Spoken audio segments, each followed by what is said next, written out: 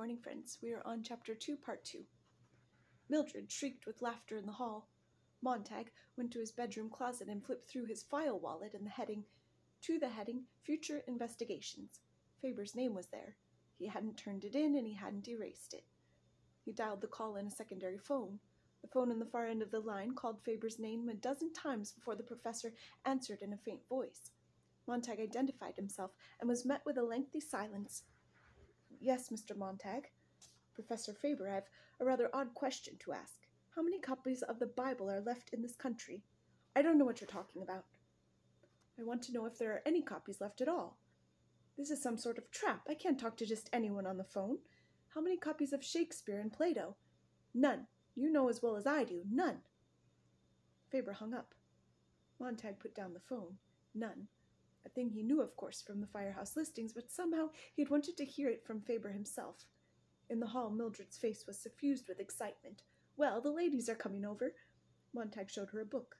"This is the Old and New Testament, and—" "Don't start that again." "It might be the last copy in this part of the world. You've got to hand it back tonight, don't you? Captain Beatty knows you got it, doesn't he?" "I don't think he knows which book I stole. But how do I choose a substitute? Do I turn in Mr. Jefferson, Mr. Thoreau? Which is least valuable? If I pick a substitute, and Beatty does know which book I stole, he'll guess we've an entire library here." Mildred's mouth twitched. "See what you're doing. You'll ruin us. Who's more important, me or that Bible?" She was beginning to shriek now, sitting there like a wax doll melting in its own heat. He could hear Beatty's voice. "Sit down, Montag. Watch. Delicately, like the petals of a flower. Light the first page. Light the second page. Each becomes a black butterfly. Beautiful, eh?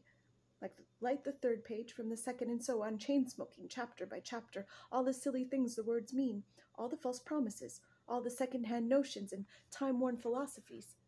There sat Beatty, perspiring gently, the floor littered with swarms of black moths that had died in a single storm. Mildred stopped screaming as quickly as she started. Montag wasn't listening. "There's only one thing to do," he said. "Sometime before tonight, when I give the book to Beatty, I've got to have a duplicate made." "You'll be here for the White Clown tonight, and the ladies coming over," cried Mildred. Montag stopped at the door with his back turned. "Millie." A silence. "What?" "Millie, does the White Clown love you?" No answer. "Millie, does—" He licked his lips. "Does your family love you? Love you very much? Love you with all their heart and soul, Millie?" He felt her blinking slowly at the back of his neck. "Why'd you ask a silly question like that?" He felt he wanted to cry, but nothing would happen to his eyes or his mouth. "If you see that dog outside," said Mildred, "give him a kick for me." He hesitated, listening at the door. He opened it and stepped out. The rain had stopped and the sun was setting in the clear sky. The street and the lawn and the porch were empty. He let his breath go in a great sigh. He slammed the door. He was on the subway. "I'm numb," he thought. "When did the numbness really begin in my face, in my body? The night I kicked the pill bottle in the dark, like kicking a buried mind." "The numbness will go away," he thought. "It'll take time, but I'll do it, or Faber will do it for me. Someone, somewhere, will give me back the old face and the old hands the way they were. Even the smile," he thought. "The old burnt-in smile, that's gone. I'm lost without it." The subway fled past him. Cream tile, jet black, cream tile, jet black, numerals and darkness, more darkness and the total adding itself. Once as a child he had sat upon a yellow dune by the sea in the middle of the blue and hot summer day, trying to fill a sieve with the sand, because some cruel cousin had said, "Fill this sieve and you'll get a dime." And the faster he poured, the faster it sifted through with a hot whispering. His hands were tired, the sand was boiling, the sieve was empty. Seated there in the midst of July, without a sound, he felt the tears move down his cheeks. Now, as the vacuum underground rushed him through the dead cellars of town, jolting him, he remembered the terrible logic of that sieve. He looked down and saw that he was carrying the Bible open. There were people in the suction train, but he held the book in his hands, and the silly thought came to him. If you read fast and read all, maybe some of the sand will stay in the sieve. But he read, and the words fell through, and he thought, in a few hours there will be Beatty, and here will be me handing this over, so no phrase must escape me. Each line must be memorized. I will myself to do it. He clenched the book in his fists. Trumpets blared. Denham's dentifrice. Shut up, thought Montag. Consider the lilies of the field. Denham's dentifrice. They toil not. Denham's. Consider the lilies of the field. Shut up, shut up. Dentifrice. He tore the book open and flicked the pages and felt them as if he were blind. He picked at the shape of the individual letters, not blinking. Denhams spelled D-E-N. They toil not, neither do they. A fierce whisper of hot sand through empty sieve. Denhams does it. Consider the lilies, the lilies, the lilies. Denham's dental detergent. Shut up, shut up, shut up.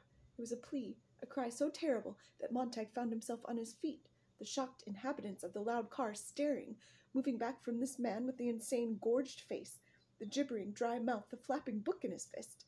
The people who had been sitting a moment before, tapping their feet to the rhythm of Denham's dentifrice, Denham's dandy dental detergent, Denham's dentifrice, dentifrice, dentifrice.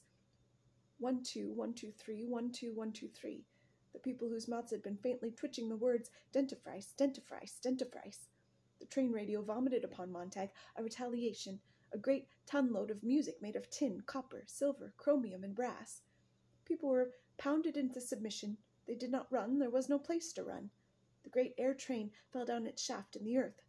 Lilies of the field. Denhams. Lilies, I said. The people stared. Call the guard. The man's off. No view. The train hissed to its stop. No view. A cry. Denhams. A whisper. Montag's mouth barely moved. Lilies. The train door whistled open. Montag stood. The door gasped, started shut. Only then did he leap past the other passengers, screaming in his mind, plunge through the slicing door only in time. He ran on the white tiles up through the tunnels, ignoring the escalators, because he wanted to feel his feet move, arms swing, lungs clench, unclench, feel his throat go raw with air. A voice drifted after him. Denhams, Denhams, Denhams. A train hissed like a snake. The train vanished in its hole. Have a good day, friends.